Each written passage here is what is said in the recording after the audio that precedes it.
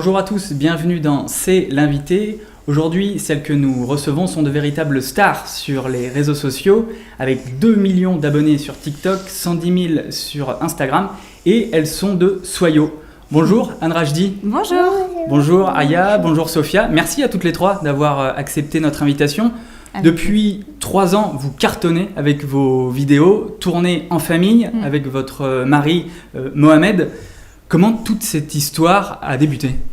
Ça a débuté pendant le confinement. C'était absolument pas prévu et pas programmé. J'étais à la maison avec les filles parce que Mohamed continuait son activité, lui, professionnelle. Moi, j'étais en confinement. Du coup, on découvrait TikTok sans comprendre comment ça fonctionnait, les transitions, l'algorithme, etc. Et c'est Aya, parce que Sophia avait 2 ans et demi à l'époque, qui regardait, qui me montrait, et on a commencé à faire des vidéos comme ça. Et il y a eu une vidéo qui a buzzé, comme on dit, qui a fait 3 millions de vues. Et ça a déclenché, et on a dit on continue, et voilà où on en est aujourd'hui. Alors justement, il y a une vidéo, on va la voir, je vous laisse la commenter. Ah oui. Ah Sophia, tu t'en souviens ? C'est le mentos dans le coca. En fait, cette vidéo, elle a fait, je crois, 7 ou 8 millions de vues. 8 millions de vues, oui. 8 millions de vues, c'est ça. Parce que c'était quelque chose de complètement spontané, et justement, c'est la réaction de Sophia qui a fait le plus rire, en fait, les internautes. Je sais qu'elle est passée dans plein de pays différents, en Espagne, aux États-Unis. Enfin, cette vidéo, elle a fait un buzz pas possible. Et elle est surtout très marrante. Donc, et c'est entre autres grâce à cette vidéo que le cap du million d'abonnés est atteint en mai 2021. Ouais, je crois que c'était à ce moment-là. Ouais. Comment se passe la suite ?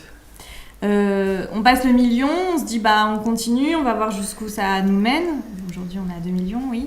Et après, on est un peu guidé quand même. On a une agence qui commence à nous expliquer comment peut fonctionner des partenariats, des collaborations, qu'est-ce qu'on peut faire de tous ces millions d'abonnés justement, à quoi ça peut servir, etc.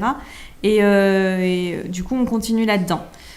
Alors justement, 2 millions d'abonnés, ça se fête. Vous avez fêté ça en vidéo. On en regarde un extrait.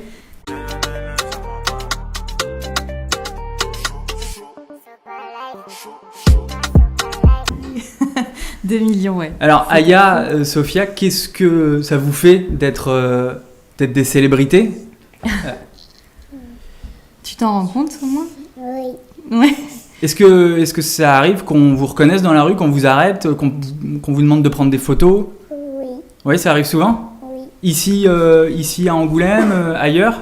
Oui. Un peu partout. Oui. Même au Maroc. Même au Maroc ? Ouais, à Marrakech. On a une bonne communauté aussi au Maroc du fait de notre mixité en fait dans notre famille, que Mohamed soit d'origine marocaine forcément. Et je pense qu'il y a certaines de nos vidéos qui doivent passer dans les pourtoits du Maroc. D'accord. Et du coup, on a aussi des abonnés là-bas. Donc. Alors cette notoriété, donc on le disait, 2 millions d'abonnés, vous a permis d'être approché, ça a attiré des maisons de disques, ça a attiré des marques qui vous demandent de faire des placements. Ouais. On vous a vu récemment faire des placements de produits pour une grande enseigne. On va regarder l'extrait. Est-ce que d'ailleurs vous pouvez nous... c'est Carrefour, ouais. Est-ce que vous pouvez nous le commenter ? Comment ça se passe concrètement pour faire du placement de produits quand on est sur TikTok ? Donc là, c'est une grande enseigne en effet. C'est un placement, une collaboration longue durée puisque c'est sur 1 an, donc avec un rétro-planning, etc. sur l'année, avec plusieurs gammes. Là, c'était intéressant en plus parce que c'est des gammes bio, donc c'est des choses qui me correspondent avec les enfants et tout, donc c'était bien. On est contacté souvent par mail, parce qu'on met notre adresse mail sur les réseaux sociaux. Et de là, on est contacté par un service marketing. On négocie ensemble les termes du contrat, on signe un contrat et il y a une rémunération forcément qui est en contrepartie. On reçoit les produits, on a un brief, un script, et voilà. Alors on s'était rencontrés il y a 1 an dans le cadre d'un article pour évoquer cette folle aventure. Ouais. Et à la suite de la publication de l'article, un certain nombre d'internautes, de lecteurs s'étaient interrogés sur votre nouvelle situation. Oui. Alors la première question, est-ce que cette activité est devenue un travail à temps plein ? Combien cette famille gagne-t-elle en plus par mois ? Oui, la dernière fois qu'on s'était vus, j'étais encore salariée. Et aujourd'hui, c'est mon activité principale, en effet. D'accord. Il y a 2 types de rémunération. Il y a, dans un premier temps, TikTok rémunère sur le nombre de vues qu'on fait sur l'application, un peu comme YouTube aussi. Donc on a un système de monétisation des vues qu'on débloque tous les mois en fonction des vues qu'on a fait sur le compte. Par exemple, pour 1 million de vues, combien est-ce que TikTok rémunère ? Alors ça dépend maintenant, il y a un nouveau système. Pour les vidéos de plus d'1 minute, c'est 1 € pour 1000 vues. 1 € pour 1000 vues. Oui. D'accord. Donc si je fais 1 million de vues sur une vidéo de plus d'1 minute, j'ai 1000 € par exemple. D'accord. Voilà. Donc ça, c'est le premier volet de la rémunération. Voilà, et le deuxième volet ? C'est les partenariats et les collaborations. D'accord. Voilà. Par exemple, pour une enseigne comme Carrefour, on vient de voir Carrefour, c'est une rémunération qui peut s'élever à combien ? Alors Carrefour, je vais être très transparente, pour 4 vidéos, c'était 3 500 €. D'accord, 3 500 €. Oui, d'accord. pour 4 vidéos. Autre question d'une autre lectrice. Cette famille pense-t-elle vraiment aux potentiels dégâts sur leurs enfants ? L'exposition liée aux enfants ?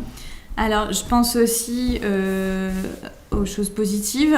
Je me dis que mes filles vont grandir en effet avec la culture des réseaux sociaux et que du coup, elles seront plus en sécurité en le faisant avec nous que si elles étaient livrées à elles-mêmes à 13 ans sur une application. Donc, je pense que c'est plutôt bien. Après, l'exposition des enfants, aujourd'hui, je pense que tout le monde le fait plus ou moins. Tout le monde met ses enfants sur plein d'applications, sur Facebook, etc. Je trouve qu'elles sont encore plutôt bien protégées par nous et qu'on ne les expose pas à plus de danger que ça. Justement, derrière cette popularité, il y a ce qu'on appelle la haine en ligne, les haters, le cyberharcèlement. Est-ce que vous y êtes exposé ? Oui. Oui. Comment est-ce que vous faites face à cette rançon de la gloire, entre guillemets ? Ça a été très difficile au début, parce que c'est une vague qu'on se prend comme ça pour tout et n'importe quoi, hein, des critiques sur les enfants, des critiques sur notre couple, des critiques sur plein de choses. Quelles sont les plus récurrentes et celles qui vous touchent le plus ? Alors ça me touche plus trop, mais il y a eu beaucoup on utilise les enfants pour de l'argent. Alors ça fait mal en tant que parent parce qu'on n'utilise pas nos enfants, au contraire, on essaie qu'ils soient heureux et de leur offrir le plus de choses possibles. Après, j'ai très vite compris qu'en fait, ces gens-là, ces commentaires-là, n'existaient pas dans la vie réelle. On croise plein de gens qui nous reconnaissent dans la rue, etc. Il n'y a jamais personne qui est venu nous dire « on vous aime pas, vous faites ci, vous faites ça », jamais. Donc une fois qu'on a compris que c'était que du virtuel, on arrive. Quel est le pourcentage de commentaires négatifs ou outranciers à la suite d'une publication ? 10%. 10%. Malheureusement, c'est ces 10-là auxquels on va répondre. Vous vous dévoilez beaucoup sur les réseaux sociaux. Est-ce que vous vous êtes fixé une ligne rouge, un sujet que vous n'aborderez jamais ? Oui. Politique et religion. Politique et religion. Ouais. Est-ce que ce sont des questions qu'on vous pose régulièrement dans les commentaires ? Toujours. Là, lesquelles, on va arriver à la période de Noël. Ouais. Du fait que mon mari soit de confession musulmane, je suis très attaquée sur le fait de fêter Noël ou pas. Voilà, parce que c'est mal vu, la mixité, etc. Donc voilà. Au moment du ramadan, on va aussi beaucoup me questionner. Est-ce que je fais le ramadan ? Est-ce que mes enfants font le ramadan à leur âge ? Est-ce qu'elles sont converties ? Enfin voilà. Donc ça, c'est des choses qui nous regardent uniquement nous 4, vraiment dans notre cocon familial, que même nos parents, nos familles ne nous posent pas ces questions-là. Ça nous regarde que nous. Donc je ne répondrai jamais à ces questions. Et les autres questions sur la politique, qu'est-ce qu'on vous pose comme question sur la politique ? Il y a eu beaucoup aux élections présidentielles. Le Front National, qu'est-ce que je pensais d'Éric Zemmour, est-ce que mes filles, elles ont des prénoms, enfin tout ce qui pouvait être dans l'actualité. Et ça, c'est pareil, je ne veux pas donner mes opinions politiques parce que j'en ai aussi forcément. Et c'est des choses qui divisent trop, donc je préfère pas. Votre mari, Mohamed, est moins présent sur les vidéos. Première question, pour quelles raisons ? Et est-ce qu'il fait aussi l'objet d'un certain nombre d'interrogations de la part de vos abonnés ? Oui, alors c'est parce que Mohamed, quand on le connaît, on sait que c'est quelqu'un qui est pas du tout, qui est très discret. Donc ça peut paraître surprenant, mais quand on le voit faire une vidéo où il danse avec moi et une vidéo qui fait 1 million de vues, on se dit mais qu'est-ce qu'il fait ? Enfin, qu'est-ce qu'il lui prend pour ceux qui le connaissent ? Donc voilà, c'est moins son truc, mais il est plus en interne, on va dire, à gérer les mails ou des choses comme ça. Et il me laisse faire la partie, on va dire, création de contenu. Et voilà, il est moins sujet aux critiques, ouais, forcément. Et donc, est-ce qu'il vit toujours en France? Est-ce qu'il partage son activité ailleurs? Alors, il vit en France. Il est partagé entre Marrakech et Angoulême parce on développe un projet aussi à Marrakech. Donc, on s'est laissé 1 an pour voir si ce projet allait aboutir ou pas. Et voilà, on se divise en 2. Parfait. Merci à toutes les 3. Merci à vous d'avoir accepté notre invitation. C'est la fin de cette émission. Merci beaucoup de nous avoir suivis. À la semaine prochaine.